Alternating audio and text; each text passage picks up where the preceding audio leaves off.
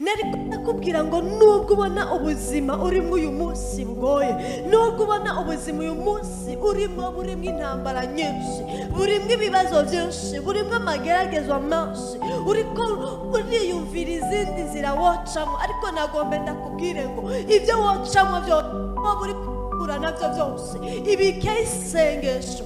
Isengesho ni ikintu gikuru cyane rwose, isengesho ni ikintu gikomeye cyane rwose.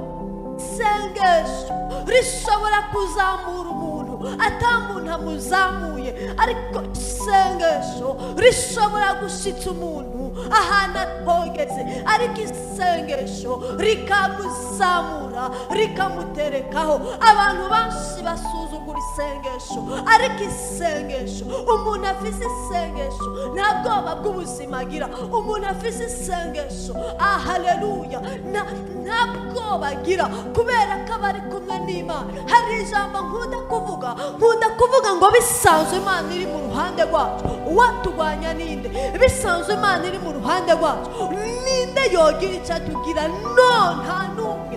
Pfa kwizera Imana gusa, hamusenga Imana. Imana iri kumwe nawe kandi Imana izokurwanirira. Niwongere kandi kugira ubwoba, niwongere kandi kumva ko bidashoboka, niwongere kandi kumva ko udashoboye. Oya, uri kumwe n'Imana byose birashoboka. Ijambo ry'Imana ryambwiye neza ngo dushoboza byose n'uduha inkomezi. Rero ntiwongere kandi gutinya, ntiwongere kandi kugira ubwoba. Imana iri kumwe nawe kandi iragushigikiye.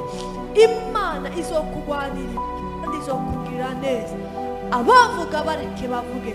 Amajambo y'abantu yabaye menshi, ibibazo byabaye byinshi, intambara zabaye nyinshi, wabuze icyo gukora, ariko ndakubwira inama, komeza usenge, ibikeho amasenge.